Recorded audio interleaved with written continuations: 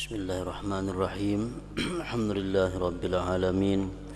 Wassalatu wassalamu ala asyrafil anbiya wal mursalin sayyidina wa maulana Muhammadin wa ala alihi wa ashabihi ajmain.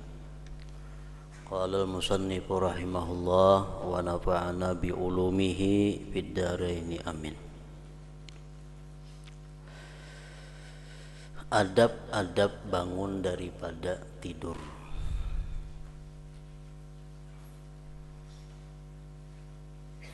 Adab-adab aturan-aturan agama bangun daripada guring. Perlu kita ketahui bahwa guring itu ada berbagai macam hukum terkandung di dalamnya. Ada guring itu hukumnya sunat, yaitu yang disebut dengan qailulah. Guring hukumnya berpahala apabila guring itu waktunya sekitar pukul 11 sampai jam 12 siang. Itu disebut ngarannya naumul qailulah. Karena guring pada saat itu adalah untuk memudahkan dan membantu untuk beribadah di tengah malam. Ada guring nang hukumnya makruh, seperti guring imbah sembahyang subuh, guring imbah sembahyang asar,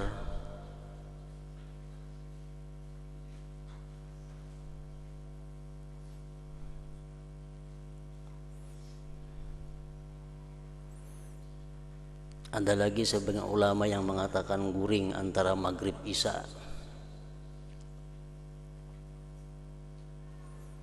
Nah, guring-guring yang seperti itu waktu dimakruhkan karena mengakibatkan sesuatu yang tidak baik. Guring imbah asar itu mengakibatkan gangguan pada akal. Orang yang terbiasa guring imbah asar, imbah sembahyang asar, itu akalnya akan terganggu, akan cedera.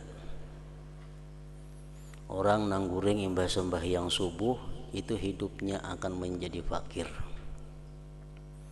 Orang yang guring antara maghrib dan isya, dia meninggalkan keutamaan ibadah yang besar di waktu itu antara maghrib dan isya.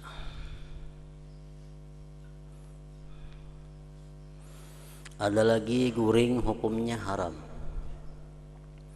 Guring nang hukumnya haram itu adalah guring di waktu masuk sembahyang dan inya kada yakin bangun di dalam waktunya. Umpamanya jam 12:30 siang, beluman lagi zuhur inya gawi, belum lagi sembahyang zuhur inya guring, padahalnya kada yakin bangun sebelum asar.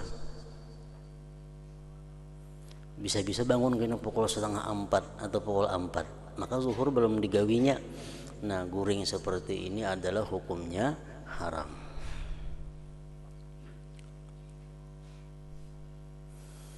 Dan ada juga guring yang hukumnya boleh, yaitu guring seperti biasa, yang selain daripada disebutkan tadi.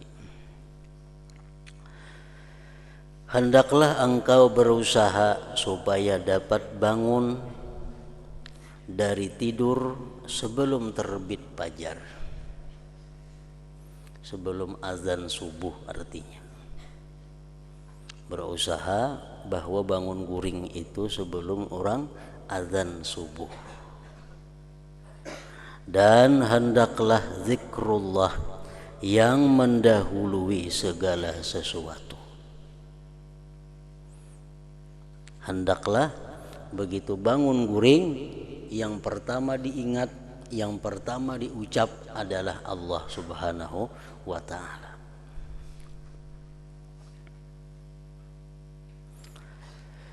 Dan hendaklah zikrullah yang mendahului segala sesuatu, yaitu di hatimu atau di lidahmu, dan bacalah doa ketika itu bangun guring tadi. Sebagaimana kita menutup jaga kita dengan doa, dengan zikrullah, bangun daripada guring pun hendaknya kita mulai dengan zikrullah. Kita hendak guring disuruh membaca macam-macam banyak ayat-ayat Quran. Ya sekurang-kurangnya doa bismikallahumma ahya wa amut umpamanya. Itu paling kada itu. Nah karena bangun guring pun dituntut demikian. Di antara lain doanya adalah alhamdulillahilladzi ahyana ba'da ma amatana wa ilaihin nusyur. Itu sekurang-kurangnya. Bangun guring, jangan mengucap apa-apa, jangan mengingat apa-apa. Hendaklah pertama yang keluar dari mulut kita, alhamdulillahilladzi ahyana ba'da ma amatana wa ilaihin nusyur. Artinya apa? Segala puji bagi Allah, Tuhan yang menghidupkan kami setelah mematikan kami, dan kepadanya kita akan kembali. Nah itu artinya alhamdulillahilladzi ahyana ba'da ma amatana wa ilaihin nusyur. Nah itu artinya. Lebih baik lagi kalau kawa disambung dengan tambahan-tambahan di bawah ini. Wal azamatu asbahna wa asbahal mulku lillah, wal azamatu was sultanu lillah, wal izzatu wal qudratu lillahi rabbil alamin.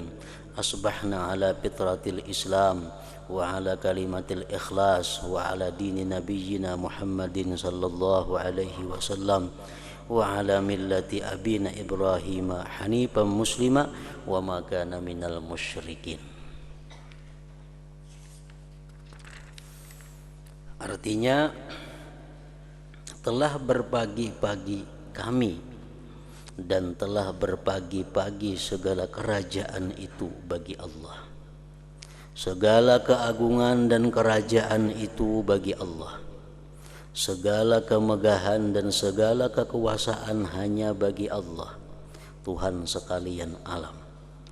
Telah berpagi-pagi kami atas keadaan fitrah Islam dan kalimat ikhlas, dan di atas agama Nabi kami Muhammad sallallahu alaihi wasallam, dan atas millah agama Nabi Ibrahim alaihi salam, yang selalu dalam keadaan condong kepada Islam dan membenci agama yang lain. Dan bukanlah Nabi Ibrahim itu seorang yang musyrik. Allahumma inna nas'aluka an tab'athana fi hadzal yaumi ila kulli khair wa na'udzubika an najtariha fihi su'a aw najurruhu ila muslim. Allahumma bika asbahna wa bika amsayna wa bika nahya wa bika namut wa ilaikan nusyur wa nas'aluka khaira hadzal yaum wa khaira ma fihi wa na'udzubika min syarri hadzal yaum wa syarra ma fihi. Itu bacaan doa sesudah bangun guring nang sepanjangnya. Wahai Tuhan, kami meminta kepadamu supaya Engkau bangunkan kami pada hari ini untuk dapat melakukan segala kebaikan, dan kami berlindung denganmu daripada melakukan sebarang kejahatan atau mengenakannya kepada orang Islam yang lain. Ya Allah, denganmu kami berpagi-pagi, dan denganmu kami berpetang-petang, dan denganmu kami hidup, dan denganmu kami mati, dan kepadamu kami akan dikembalikan. Kami memohon kepadamu akan kebaikan hari ini dan segala kebaikan yang ada di dalamnya, dan kami berlindung denganmu daripada kejahatan hari ini dan segala kejahatan yang ada di dalamnya. Nah, itu makna daripada doa yang dibaca tadi. Apabila engkau memakai pakaianmu, maka hendaklah engkau niatkan dengannya menjunjung perintah Allah pada menutup auratmu. bangun guring, habis bacaan ini kita pasti mengambil pakaian. Nah, mengenakan pakaian itu supaya dapat pahala, berniat menjunjung perintah Allah Subhanahu wa taala untuk menutup aurat. Nah, jadi berpakaian, betapi berbaju dapat pahala. Karena niatnya adalah menjunjung perintah Allah. Dan janganlah engkau berniat dengan berpakaian itu untuk menunjuk-nunjuk kepada makhluk, untuk riya kepada makhluk artinya. Kalau begitu engkau akan mendapat kerugian.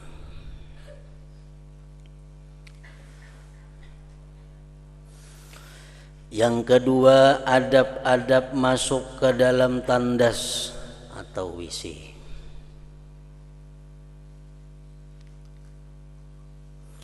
Apabila engkau mau masuk ke dalam tandas untuk menunaikan hajatmu, maka dahulukanlah kakimu yang kiri.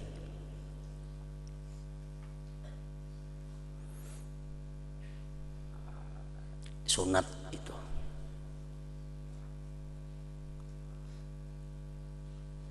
Dan hikmahnya adalah membawa kepada hidup kaya. Orang yang terbiasa masuk jamban itu batis kiri berdahulu, itu hidupnya kada akan sengsara. Apabila engkau mau masuk ke dalam jamban tandas untuk menunaikan hajatmu, maka dahulukanlah kakimu yang kiri.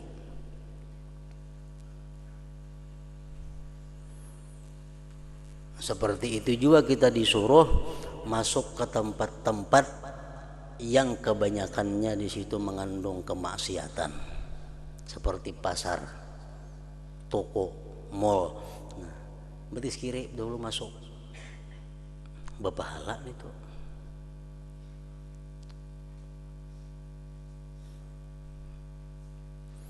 Dan dahulukan pula kakimu yang kanan ketika engkau keluar daripadanya. Pepalingan masjid, pepalingan majelis ta'lim, pepalingan daripada rumah-rumah ulama. Kalau kita masuk, pepalingannya WC berdahulu batis kanan, karena keluar berdahulu batis kiri. Kalau jamban berdahulu kiri masuk, keluar berdahulu kanan.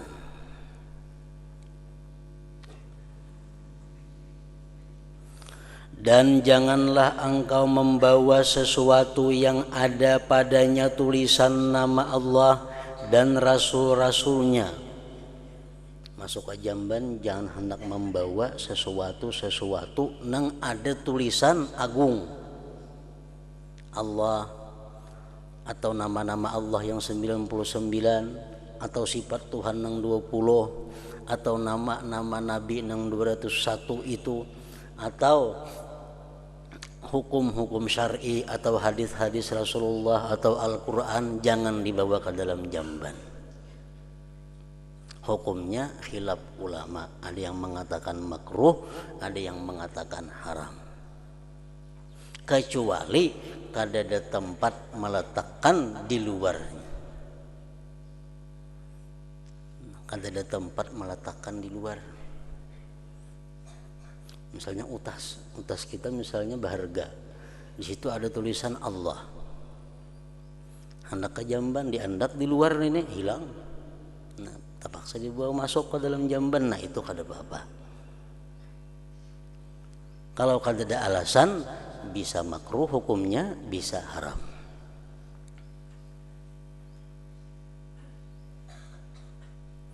Dan jangan pula masuk ke dalam tandas dengan keadaan tidak menutup kepala. Sunat. Di dalam WC disediakan kupiah khusus WC. Jadi masuk ke jamban berkupiah. Atau tidak berkasut, kada bersandal. Jangan juga, artinya mesti memakai sandal. Dan baca olehmu ketika hendak masuk ke dalam tandas itu, Bismillah, a'udzubillah minar rijsin najis al-khabithil mukhbis asyaitanir rajim. Artinya dengan nama Allah, aku berlindung dengan Allah daripada kekotoran najis yang keji, yang jahat, lagi suka menyuruh orang lain membuat kejahatan, yaitu syaitan yang terkutuk. Berbeda dengan nang biasa kita baca. Nang biasa kita baca itu sudah cukup aja. Bismillah, Allahumma inni a'udzubika minal khubuthi wal khaba'is. Nah, itu cukup. Cuma di kitab sini nang ini bacaannya, di kitab lain yang macam nang biasa kita itu. Nang penting masuk ke dalam jamban itu, sebelumnya kita masuk, kita berdoa kepada Allah agar dilindungi daripada kejahatan-kejahatan syaitan yang terkutuk. Kenapa? Karena di dalam jamban itu termasuk di antara sekian rumah syaitan. Dalam jamban itu biasanya timbul geritik-geritik hati nang kada baik. Dalam jamban akan timbul godaan-godaan syaitan untuk berbuat maksiat. Nah, supaya terhindar daripada itu, hendaknya kita berbacaan masuk. Bismillah, Allahumma inni a'udzubika minal khubuthi wal khaba'is. Aku berlindung ya Allah dengan Engkau daripada godaan syaitan yang laki-laki ataupun syaitan-syaitan yang perempuan.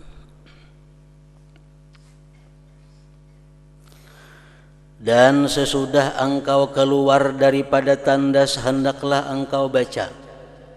Jangan di dalam jamban bacaan itu. Di dalam jamban karena hukumnya ada makruh, mungkin ada haram. Itu khilaf lagi ulama. Sudah keluar daripada jamban, baca ghufranaka. Alhamdulillah alladzi azhaba anni ma yu'dhini wa abqa alayya ma yanfa'uni. Artinya, ya Allah, berikan keampunan kepadaku. Segala puji bagi Allah yang menghilangkan daripadaku barang yang menyakiti aku dan mengekalkan di dalam badanku barang yang memberi manfaat akan daku.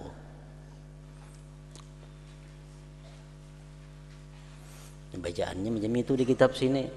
Ada kita rajin lain kayak ini kalau sama aja juga. Alhamdulillah azhaba anni aza wa afani. Ghufranaka artinya apa? Ghufranaka, aku minta ampun kepada Engkau ya Allah.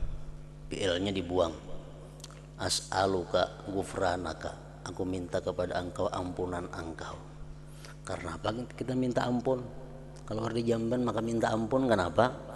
Karena dalam jamban tadi kita membuka aurat kita. Walaupun itu kada berdosa, cuma itu dianggap kita sudah kurang adab dengan Allah Subhanahu wa taala. Lalu kita minta ampun. Nah, ghufranaka alhamdulillah alladzi azhaba 'annil adza wa 'afani.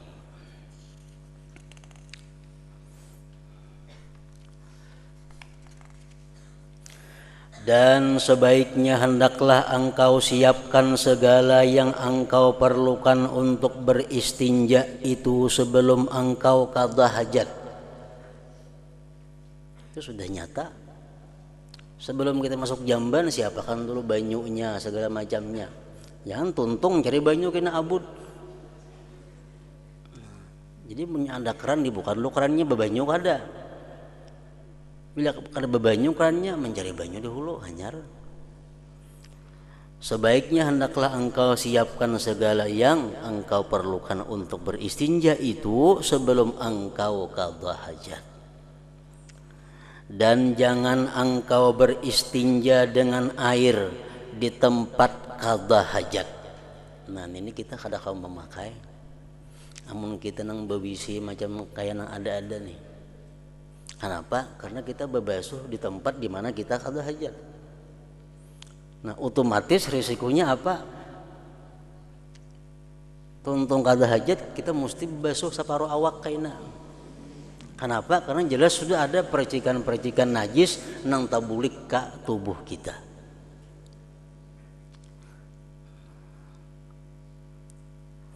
Karena kita babasuh di tempat kita, di situ qada hajat. Nah musim jakanya kawa itu kita itu babasuh di lain tempat qada hajat. Namun di sungai Betang Banyu udah jadi masalah, larut nih tuh.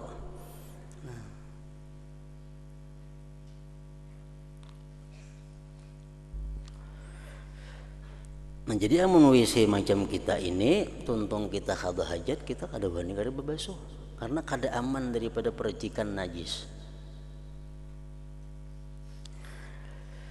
Dan hendaklah engkau beristibra, melawaskan daripada air kencing dengan cara engkau berdihim-dihim dan melalukan jari di bawah kemaluanmu 3 kali supaya bujur-bujur tiis.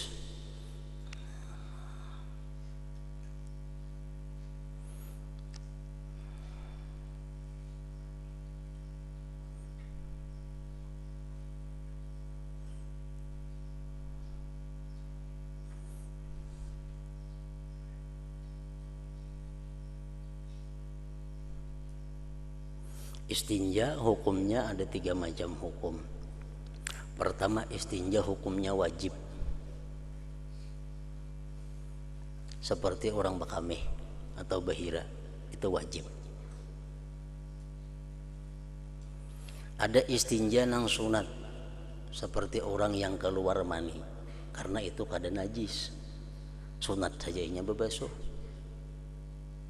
Ada istinja nang makruh, bakantut babasuh,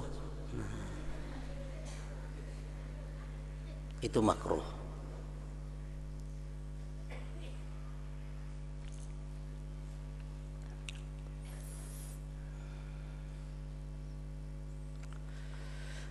Dan jika engkau mau beristinja sedangkan engkau berada di tengah padang, maka hendaklah engkau mencari tempat yang jauh daripada pandangan orang ramai supaya tidak tercium baunya dan tidak didengar bunyinya. Dan hendaklah engkau menghadap kepada sesuatu yang dapat engkau jadikan dinding di hadapanmu. Dan janganlah engkau membuka auratmu sebelum engkau sampai ke tempat duduk. Dan jangan engkau menghadap ke arah kiblat matahari dan bulan. Dan janganlah pula engkau membelakangkan yang demikian itu. Dan janganlah engkau qada hajat di dalam air yang tenang. Macam di kolam tuh, bakamis itu kada boleh.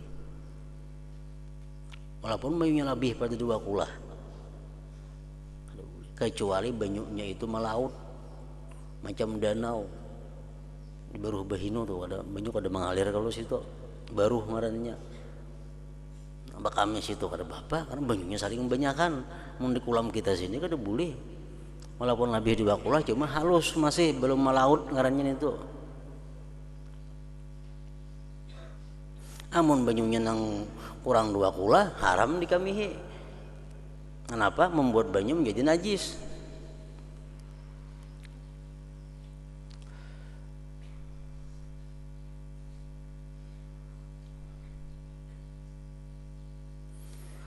Dan janganlah engkau qada hajat di dalam air yang tenang atau di bawah pokok pohon yang berbuah. Walaupun kada parahatan berbuah. Di bawah pohon mangga, di bawah pohon rambutan, di bawah pohon jambu, bawah pohon pisang, jangan. Dilarang. Mun pohonnya kada berbuah, kada apa-apa dikamihi. Di bawahnya itu.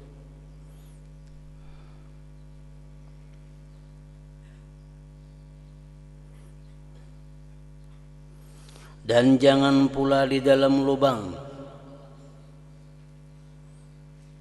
Biasa di padang pasir atau di tanah-tanah hutan tuh ada lubang-lubang di tanah. Itu merupakan rumahnya syaitan, jin. Jangan dikamihi situ. Itu bisa membahayakan kepada kita nang bakami.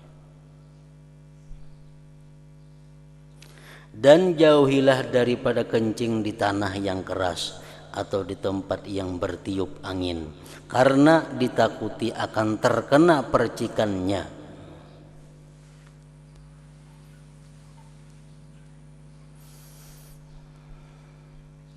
Seperti sabda Rasulullah sallallahu alaihi wasallam, inna ammata azabil qabri minhu, artinya sesungguhnya kebanyakan siksa kubur adalah berpuncak daripadanya, yakni dari sebab tidak berhati-hati dalam bersuci daripada najis. Jadi istinja kita mesti di panangahan andaknya, iktisar artinya itu nang bujur. Jangan sampai ifrat atau tafrid. Tafrid pembarang kami, kada hati-hati itu berbahaya. Karena kebanyakan azab kubur dari situ timbulnya. Makami itu pembarang. Kada tahu percikannya kemana-mana, kada tahu makami habis. Nah, itu tafrid ngarannya. Dan jangan sampai juga ifrat. Ifrat itu melampau batas. Ini waswis kini jadinya. Bakami namusnya banyu cukup setengah liter, nya 2-3 gayung bebasuh. Setengah kepala lah percikannya, atau awak lah, padahal saling jauhan kadang mungkin sampai ke kepala percikannya, cuma asa ada di kepala. Nah, itu ifrat ngarannya. Jadi yang benar di mana iktisad, tengah, jangan pembarang, jangan kaliwatan. Dan hendaklah engkau duduk ketika qada hajat itu dengan memberatkan sebelah kakimu yang kiri, supaya lebih mudah keluar najis. Jadi waktu kita duduk qada hajat itu, batis kiri nang berperan menupang awak, menupang tubuh, beratakan ke sebelah batis kiri supaya mudah, supaya lakas keluar najis. Dan janganlah engkau kencing di dalam keadaan berdiri kecuali ketika darurat. Dan himpunkanlah di dalam istinja itu antara menggunakan batu, boleh diganti dengan kertas tisu, dan air. Ini kelakuan yang dipraktikkan oleh ahli Kuba, penduduk Kuba di Madinah. Penduduk Kuba tuh kalau qada hajatnya istinja lawan batu, hanya lawan banyu. Dipuji oleh Allah Subhanahu wa taala dalam Al-Qur'an. Dipuji oleh Allah. Lawan batu dulu istinja, hanya lawan banyu. Dan jikalau engkau hanya mau menggunakan salah satu di antara dua perkara ini, batu atau banyu, maka hendaklah engkau memilih untuk menggunakan air, karena itu lebih afdal. Dan apabila engkau mau menggunakan batu saja, maka carilah 3 biji batu yang suci, yang dapat menyerapkan, menyuci dan mengeringkan najis. Maka engkau sapu dengan batu itu akan tempat keluar najis, sekira-kira tidak menyebabkan najis itu merebak ke tempat lain.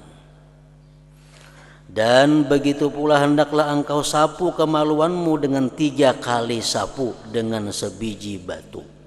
Artinya kalau batunya ganal, cukup sebiji batu 3 buncung. Kalau batunya halus-halus 3 biji maka batunya. Dan jikalau belum hasil bersih dengan 3 biji batu, maka hendaklah engkau sempurnakan istinjamu dengan 5 biji batu atau 7 biji, sehingga jadi suci tempat keluar najis itu. Dan bilangan batu itu disunatkan ganjil. 3 kada bersih, 4 bersih, tambahi sebiji lagi, supaya ganjil bilangannya. Dan menyucikan tempat keluar najis itu hukumnya wajib. Dan janganlah engkau beristinja dengan tangan kanan, makruh. Tangan kanan untuk perkara-perkara yang mulia. Dan hendaklah engkau membaca doa setelah selesai istinja ini dengan katamu, Allahumma tahhir qalbi minan nifaq wa hassin farji minal fawahish. Nah ini doa ini pun dibaca sesudah keluar WC, berdahulu pada doa nang tadi. Nah jadi begitu tuntung kita qadha hajat di dalam jamban, kita keluar baca doa Allahumma tahhir qalbi minan nifaq wa hassin farji minal fawahish ghufranaka alhamdulillah alladzi azhaba annil ahza wa afani. Artinya apa? Ya Allah, sucikanlah hatiku daripada sifat munafik dan peliharakanlah kemaluanku daripada kejahatan seperti zina. Dan hendaklah engkau menggusukkan tanganmu dengan tanah. Dahulu kan ada apa-apa di zaman Rasulullah itu, tuntung bahira, tuntung bekami, tuntung bebasuh, nah, tangan digisangakan gina ke tanah supaya kasat, supaya bersih. Nah, imbah digisangakan jangan dicium tangan.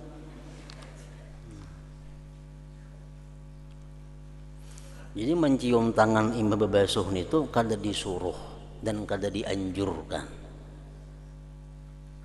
Metuntung bebasuh bersabun habis lagi jangan dicium tangan seorang. Dan hendaklah engkau menggusukkan tanganmu dengan tanah atau dinding nang kasat, atau dengan sabun. Wah ini lawan sabun. Setelah selesai daripada istinja, kemudian lalu engkau membasuh akan tanganmu itu. Nah, hingga situ dulu. Yang ketiga, adab-adab mengenai berwudu, mengambil air sembahyang. Kayak apa cara supaya wudu itu menjadi wudu yang sempurna sesuai dengan perintah Nabi, asbighil wudu, sempurnakan wudu. Kayak apa cara-cara supaya dapat wudu yang sempurna? Nah, mesti memakai adab-adabnya. Ila hadratin Nabi sallallahu alaihi wasallam. Al-Fatihah. Bismillahirrahmanirrahim. Iyyaka na'budu wa iyyaka nasta'in. Ihdinas siratal mustaqim. Bismillahirrahmanirrahim. Alhamdulillah rabbil alamin. Wa shalli wa sallim ala sayyidina Muhammad wa alihi wa sahbihi ajma'in. Allahumma ighfir lana ma akhta'na wa ma tahammadna wa ma asrarna wa ma a'lanna wa ma asrafna wa ma anta a'lam bihi minna. Antal muqaddim wa antal muakhir, la ilaha illa anta. Allahumma ja'al jam'ana hadha jam'an maghfura wa tafarruqana min ba'di tafarruqan ma'suma. Sallallahu ala sayyidina Muhammad wa alihi wa sallam.